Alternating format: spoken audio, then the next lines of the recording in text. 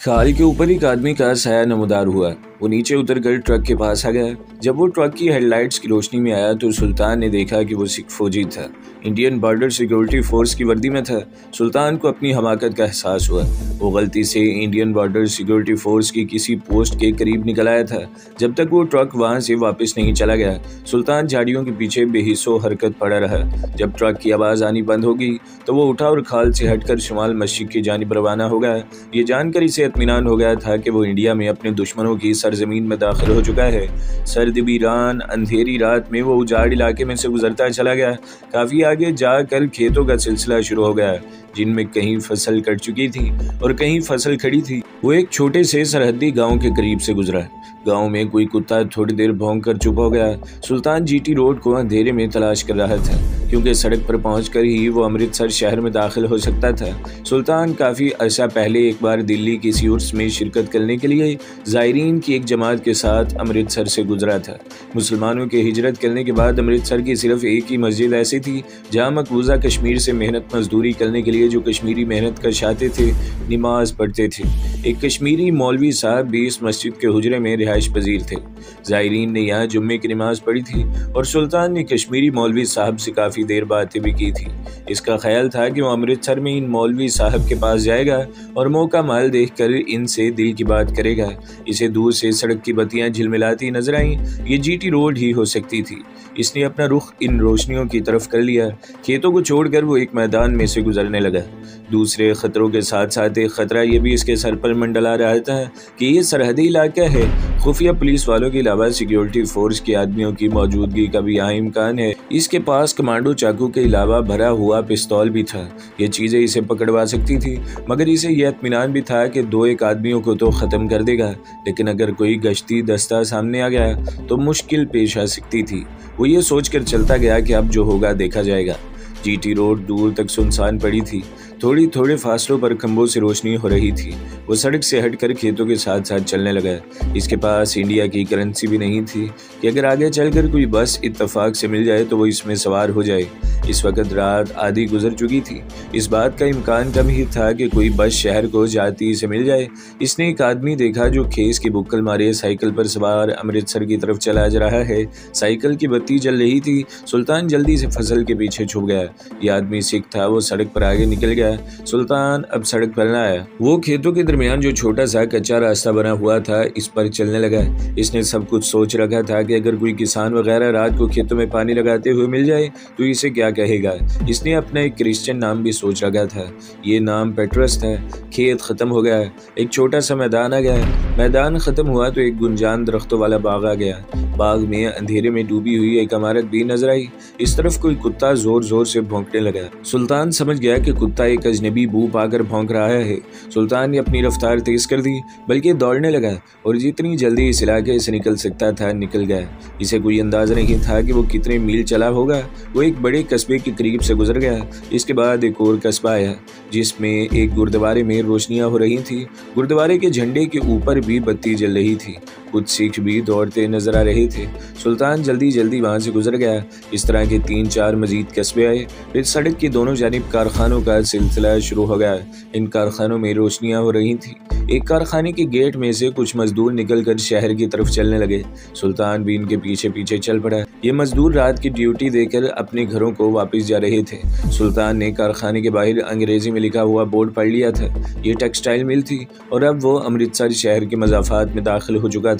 सख्त सर्दी की वजह से सड़क खाली खाली थी।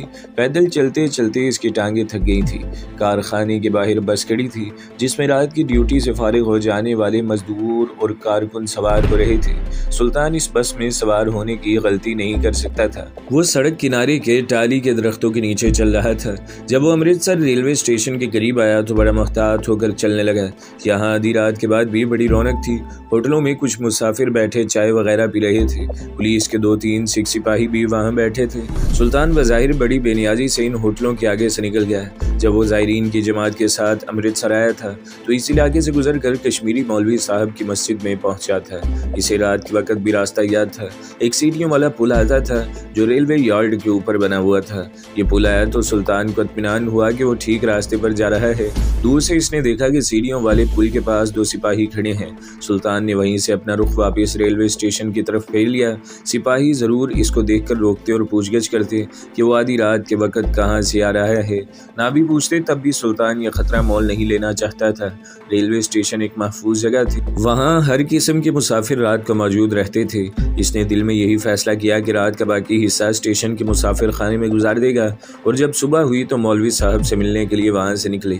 अमृतसर रेलवे स्टेशन के 3rd क्लास मुसाफिर खाने में कुछ मुसाफिर सो रहे थे, कुछ कंबल और कुछ खेस की बुक्कल मारे बैठे ऊँग रहे थे। सुल्तान भी एक तरफ होकर बेंच के पास फर्श पर बैठ गया। देर तक पैदल चलते रहने की वजह से सर्दी का एहसास नहीं हो रहा था। वो थक भी गया था। बैठने से इसके जिस्म को बड़ा आराम मिला। बेंच पर कोई मुसाफिर कंबल ओढ़े सो रहा था और खराटे ले रहा था। प्लेटफॉर्म की जानिब से किसी इंजन की चक चक करने के गुजरने की आवाज़ रही थी।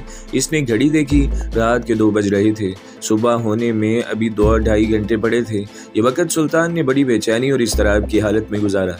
कुछ फासले पर पुलिस के आदमी काउंटर के पास बैठे चाय पी रहे थे और आते जाते मुसाफिरों को गौर से देख भी रहे थे। खुदा का शुक्र है कि सुल्तान की तरफ इनका ध्यान ना आया। खुदा खुदा करके सुबह का हल्का हल्का नूर फैलना शुरू हो गया। सर्दियों की सुबह भी देर से होती है। प्लेटफार्म पर कोई रेलगाड़ी आकर रुक गई थी। इधर मुसाफिरों की चहल पहल शुरू हो गई। मुसाफिर खाना स्टेशन के बाहर था। मुसाफिरों को लेकर टांगे भी आने लगे। कारखानों की तरफ मजदूर लोग भी सड़क के किनारे किनारे रोटी के डब्बे पकड़े तेज तेज चले जा रहे थे। पुल पर रात को जो सिपाही सुल्तान को नजर आए थे अब वो वहां मौजूद नहीं थे। पुल पर लोगों की आमदोरफ्त शुरू हो गई थी। अपनी यादाश्त के सहारे सुल्तान पुल की दूसरी तरफ उतरने के बाद बाएं जानिब एक सड़क पर हो गया।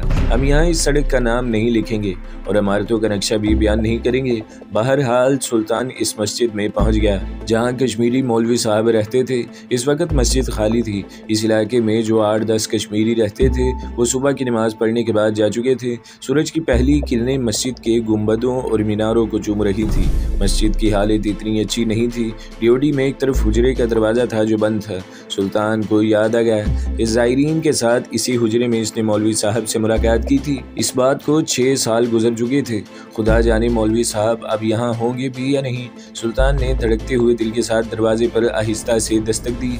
बाहर सड़क पर हिंदू सिखों की दुकानें खुल रही थी। एक लाला अपनी दुकान के फट्टे पर गड़वी से छिड़काव करते हुए राम राम का जाप कर रहा था। हुजरे के अंदर से किसी ने पूछा, कौन है भाई? सुल्तान ने बंद कबाड़ के साथ मुंह लगाकर कहा, मुसलमान मुसाफिर हूँ, श्रीनगर से आया हूँ। चंद सेकंड्स के बाद दरवाजा खुल गया। अंदर छत के साथ लगा बल्ब रोशन था। एक सफ़ेद रेश बुजुर्ग लुई कांधों पर डाले सुल्तान के सामने खड़े थे। सुल्तान ने इन्हें पहचानने में बिल्कुल गलती न की। ये वही कश्मीरी मौलवी साहब थे। चेहरा इसी तरह भरा हुआ और नूरानी था। मौलवी साहब ने कहा, अंदर आ जाओ भाई। सुल्तान को मौलवी साहब ने बड़ा घूर कर ऊपर से नीचे तक देखा। सुल्तान फर्श पर बिछे हुए निमदे पर बैठ गया। हुजरे में बड़ी पुरसुकून गर्माहट थी। मौलवी साहब का बिस्तर दीवार के साथ लगा हुआ था। वो अरबी की कोई किताब पढ़ रहे थे जो सिराने के पास खुली पड़ी थी। मौलवी साहब अपने बिस्तर पर बैठ गए और सुल्तान की तरफ गौर से देखते हुए पूछा, श्रीनगर से आए हो? क्या नाम है तुम्हारा? सुल्तान ने बड़े एतमाद के साथ जवाब दिया, मेरा नाम शकील अहमद है जी। मैं अभी बस से उतरा हूँ। आपसे मिलने का बड़ा इश्तियाक था। मौलवी साहब की निगाहें सुल्तान के चेहरे पर जमी हुई थी। कहने लगे, मुझे लगता है मैंने तुम्हें पहले भी देखा है। याद नहीं आ रहा कब देखा है। सुल्तान मौलवी साहब की यादाश्त की दिल में दाद देने लगा। किसियानी सी हंसी के साथ बोला, देर हुई, मैं एक बार पहले भी कश्मीर से अमृतसर आया था। हो सकता है आपने इस वक्त देखा हो। मौलवी साहब ने समावार में से गर्म कश्मीरी चाय प्याली में डाली। एक प्याली सुल्तान की तरफ बढ़ाते हुए पूछा, खास श्रीनगर के रहने वाले हो? जी हाँ, सुल्तान ने यूं ही कह दिया। हालांकि वो कभी श्रीनगर नहीं गया था। इसने कश्मीर कभी देखा भी नहीं था। किस मोहल्ले में रहते हो? सुल्तान कुछ गड़बड़ाया। वो श्रीनगर के किसी मोहल्ले के नाम से वाकिफ नहीं था। यूं ही बोला, वो जो बड़ी मस्जिद के पीछे मोहल्ला है वहाँ रहता हूँ। मौलवी साहब ने प्याली संदूकची में रख दी। उठकर हुजरे के दरवाजे तक आए। दरवाजे को खोलकर बाहर निगाह डाली। दोबारा दरवाज़ा बंद कर दिया। वापिस अपने बिस्तर पर आकर बैठ गए।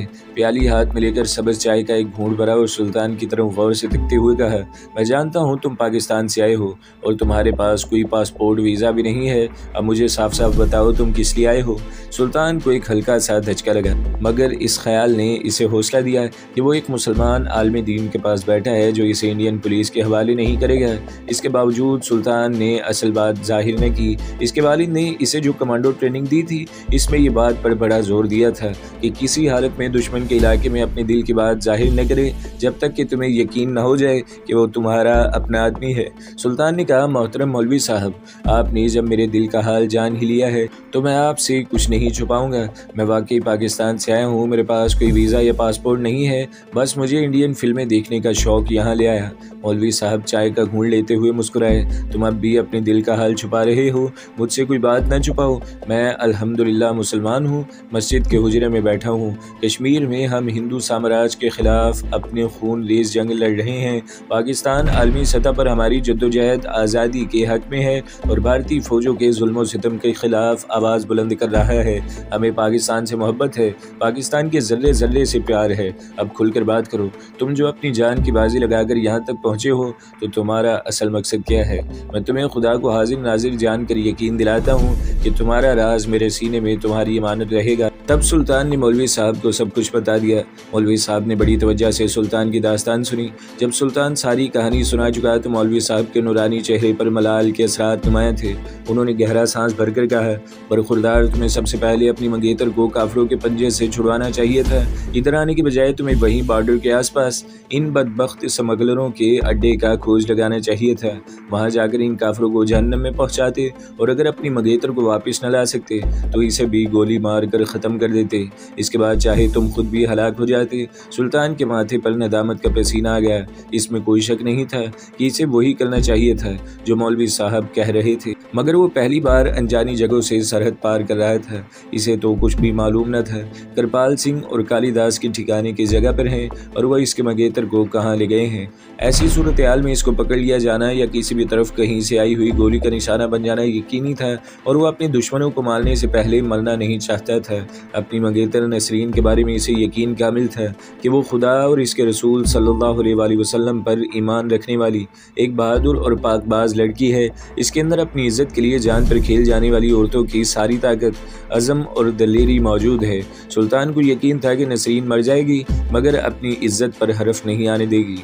वो सिर्फ एक पढ़ी लिखी नाजुक अंदाम लड़की ही नहीं थी, वो एक शेरनी भी थी, अपने ऊपर हमला करने वाले दुश्मन का खून पी जाने वाली शेरनी, खुद भी हलाक हो जाने वाली और हमला आवर को भी हलाक कर देने वाली शेरनी। यही एतमाद सुल्तान को अमृतसर ले आया था कि वो यहाँ किसी तरीके से कृपाल सिंह और कालीदास के ठिकाने का सुराग लगाकर इन पर हमला करे और इन्हें खाक में तड़पाने के बाद अपनी मंगेतर को निकाल लाए और वापस पाकिस्तान पहुँचने की कोशिश करे। सुल्तान ने ये सारी बातें मौलवी साहब के गोश गुजार कर दी। मौलवी साहब कुछ देर के लिए खामोश हो गए, जैसे किसी नुक्ते पर गौर कर रहे हों। फिर नजरें उठाकर सुल्तान की तरफ देखा। ठीक है बरखुरदार, अब जो होना था वो होगा। अगर तुम्हें अपनी मंगेतर की पारसाई और इज्जत पर इसके कुर्बान हो जाने का यकीन है तो फिर यकीन करो अब तक अपनी इज्जत पर और तुम्हारी इज्जत पर कुर्बान हो चुकी होगी। सुल्तान ने जज्बात में आकर मौलवी साहब के हाथ अपने हाथ में ले लिए, इनको बोसा दिया और कहा, मौलवी साहब मेरी दुआ है कि नसरीन मर चुकी हो। यकीन करे अगर इस किस्म के हालात पेश आए होंगे तो इसने अपनी जान दे दी होगी और वो एक दो को मार कर मरी होगी, लेकिन मुझे इस वक्त तक चैन नसीब ना होगा जब तक मैं नसरीन की और अपनी इन काफरों और अपने बाप के कातलों की लाशें नहीं देख लेता। मौलवी साहब ने कहा, इसके लिए तुम्हें थोड़ा सब्र करना पड़ेगा। सुल्तान ने मौलवी साहब के हाथों को चूम कर वहीं छोड़ दिया और अपने सीने पर हाथ रखकर बोला, मेरे मोहतरम, मौत मेरे सीने के साथ लगी है, मैं सब्र कर सकता हूँ मगर अपनी रूह को नहीं कह सकता कि तू भी सब्र कर। वो मुझसे कहती है, सुल्तान, या खुद मर जाए या अपने बाप के कातलों, अपनी मंगेतर के अगवा करने वालों की लाशें मेरे हवाले कर। मेरे मोहतरम, मेरे पास तो सर पर कफन बांधने की भी फुर्सत नहीं है। मौलवी साहब का चेहरा तमतमा उठा। उन्होंने सुल्तान के कांधे पर हाथ रखते हुए कहा, अरे बेटे, दुख्तरानी कश्मीर भी तुम्हारे इस जज्बे को पुकार रही हैं, क्या तुम इनकी मदद को नहीं पहुंचोगे? अब सुल्तान का चेहरा सुर्ख हो गया। इसने अपने सीने पर हाथ रखा और बोला, मेरे मोहतरम, कश्मीर की बेटियों पर मेरी 1000 जानें हों तो वो भी कुर्बान कर दूं। मुझे सिर्फ इतनी मोहलत दे दीजिए कि जिस सांप ने मेरी इज्जत को डसने के लिए सर उठा रखा है इसे अपने पाँव तले कुचल दूं। लूँ। मौलवी साहब उठ खड़े हुए। ऐसा ही होगा, मैं तुम्हारे लिए कुछ खाने को लाता हूँ, बाकी बातें बाद में होंगी। दरवाजे के पास जाकर उन्होंने पलट कर कहा, मेरे हुजरे के सामने गुस्ल खाना है, वहाँ इतनी देर में तुम मुँह हाथ धो लो। कोई पूछे तो कहना कि मौलवी सदरुद्दीन साहब का मेहमान हूँ, कश्मीर से आया हूँ। ये कहकर मौलवी साहब बाहर निकल गए। अब ज़रूरी मालूम होता है कि हम आपको सुल्तान की मंगेतर नसरीन का हाल सुनाएं कि जब कृपाल सिंह और कालिदास इसे अगवा करके ले गए तो इस पर क्या बीती। नसरीन पढ़ी लिखी लड़की होने के अलावा बड़ी दिल गुर्दे वाली भी थी, पाबंद सोम सलात थी, पारसा और पाकबाज थी। इसका ईमान था कि असल ज़िंदगी वो होती है कि इंसान अपने दीन की तालीमात पर अमल करे और इज़्ज़त नफ्स को ज़िंदा रखे। अगर दीनी अहकामात की तामील नहीं फिर इज़्ज़त नफ्स भी नहीं, अगर इज़्ज़त नफ्स नहीं तो फिर ज़िंदगी भी नहीं। जब इंसान का ऐसा अकीदा हो जाता है तो फिर मौत की कोई वक़्त नहीं रहती, मौत भी इससे खौफ खाने लगती है। इसके माँ बाप नहीं थे, कराची में वो अपने मामू के पास रहती थी, मगर इसका ज़्यादा वक़्त सुल्तान के बाप मर्द मोमिन अकबर शाह के घर पर गुजरा था, जिसने इसे दीनी तालीम के अलावा दीन पर अमल पैरा होने की अमली तरबियत भी दी थी और इसे शाखे गुल जैसा शोला जवाला बना दिया था। नसरीन सनफ़ नाजुक ज़रूर थी, मगर इस सनफ़ नाजुक के जिस्म में एक ऐसी चट्टान छुपी हुई थी जिस पर बिजलियाँ भी असर नहीं कर सकती थी। ये बिजली, ये ताकत नसरीन की रूह को अल्लाह और इसके रसूल सल्लल्लाहु अलैहि वसल्लम की मोहब्बत और इनके बताए हुए असूलों पर अमल पैरा होने के लाफानी जज्बे ने अता की थी। वो सनफ़े नाजुक ज़रूर थी, वो दो आदमियों का मुकाबला नहीं कर सकती थी, लेकिन अगर एक पहाड़ भी चाहता तो इसे धक्का देकर अपनी जगह से नहीं हटा सकता था। ये दीनी इस्लाम पर अमल पैरा हो जाने के बाद के इब्तदाई मकामात थे। इन मकामात पर आदमी को लड़ने के लिए तलवार की ज़रूरत होती है। इसके आगे वो मुकाम आते हैं जहाँ मोमिन बेतेग भी लड़ता है, फिर तलवार किसी और की चलती है और हाथ बंदा मोमिन का होता है। चुनाचा नसरीन को जब गुंडों ने अगवा कर लिया तो इसने इस वक्त फैसला कर लिया था कि अब इसे क्या करना होगा। वो समझ गई थी कि हिंदू सिख स्मगलर हैं और उन्होंने ही इसके होने वाले ससुर को कत्ल किया है। नसरीन को कोई गम था तो सिर्फ सुल्तान का था, अपने होने वाले खामन का गम था, जिससे वो दिल से मोहब्बत करती थी और जिसके साथ इसने शादी के बाद सारी ज़िंदगी बसर करनी थी। वो जब शहर से वापस घर आकर अपने बाप की लाश देखेगा और अपनी नसरीन को गायब पाएगा तो इसके दिल पर क्या गुजरेगी। नसरीन ने सिर्फ एक ही फैसला किया था, फैसला किया नहीं था, ये फैसला तो इसके अंदर पहले से लिखा हुआ था। अब तो इस फैसले पर अमल करना था, अब इसे मरना था, क्योंकि इज्जत बचती नज़र नहीं आ रही थी, ज़िंदगी से बचती नज़र नहीं आ रही थी। इन स्मगलर गुंडों ने अकबर शाह के मकान के बाहर जाते ही इसके मुंह पर कपड़ा बांध दिया। कुछ दूर खेतों में वो इसे अपने साथ दौड़ाते हुए ले गए। एक जगह अंधेरे में इनकी गाड़ियां खड़ी थी। उन्होंने नसरीन के हाथ पीछे बांधे और घोड़ी पर डालकर रात के अंधेरे में एक तरफ को निकल पड़े। रातों रात एक खुफिया मुकाम पर से उन्होंने बॉर्डर पार की और इंडिया में दाखिल हो गए। बॉर्डर से 6-7 मील दूर एक सरहदी गांव में इनका खुफिया अड्डा था। ये एक कच्चा मकान था जिसकी कोठरी में पहले से 3 आदमी इनकी राह देख रहे थे। इनमें 2 सिख और एक हिंदू थे। एक सिख ज्यादा उम्र का था। इसने लड़की को देखा तो कृपाल सिंह से कहा, कृपाली ये शाह की बेटी है क्या? कृपाल सिंह ने नसरीन को एक तरफ धकेलते हुए कहा, नहीं भैया ये इसकी बेटी नहीं, इसकी तो कोई बेटी नहीं। तो फिर ये कौन है? 1.5 उम्र सिख ने कहा, पता नहीं कौन है, हम अकबर शाह को कत्ल करने के बाद निकल रहे थे कि ये अंदर आ गई। हमने कहा चलो इसे भी उठाकर ले चलते हैं। बूढ़े सिख ने कृपाल सिंह को गाली देकर कहा, चंगा नहीं कीता है कृपाल सिंह। ये कहकर बूढ़ा सिख कोठरी से उठकर बाहर चला गया। नसरीन चारपाई पर खामोश बैठी थी। कालिदास कहने लगा, कृपालिया इसका क्या करना है अब? कृपाल सिंह ने कमर से पिस्तौल की पेटी उतारते हुए कहा, यह हमारा भाया हमारे काम खराब करेगा, हर बार बीच में आ जाता है। कालिदास ने स्टूल पर जलते हुए लैंप को उठाकर दीवार के साथ लटकाया और बोला, इसे मैं ले जाता हूँ, तुम मामे लगते हो इसके। कृपाल सिंह ने इसे गाली देकर कहा। कालिदास ने भी जवाब में गाली देकर कहा, सोच लो। कृपाल सिंह ने कालिदास को गर्दन से पकड़कर एक झटका दिया। चल लो दूसरी कोठरी में। कालिदास मुंह में बिड़बिड़ाता गुस्से को पीता हुआ कोठरी से बाहर निकल गया। नसरीन की नजरें पिस्तौल वाली पेटी पर जमी हुई थी। जो ही कृपाल सिंह इसकी चारपाई की तरफ बढ़ा, उसने लपक कर पिस्तौल को पकड़ने की कोशिश की, मगर पिस्तौल पेटी के साथ लगा हुआ था। इससे पहले कि वो इसे अपने कब्जे में करती, कृपाल सिंह का भाया बूढ़ा सिख अंदर आ गया। इसके साथ बूढ़ी सिखनी भी थी। बूढ़े सिख ने कहा, देख लो अपने पुत्र के करतूत, डाके मारता है, माल स्मगल करता है, कत्ल करता है और अब दूसरों की बेटियां भी उठानी शुरू कर दी हैं। तो दोस्तों, अगली किस्त सुनने के लिए हमारे चैनल को ज़रूर सब्सक्राइब करें, वीडियो को लाइक करें और बेल के आइकन पर भी क्लिक कर दें ताकि हर जो आने वाली वीडियोस हैं वो आपको सबसे पहले मिलती रहें।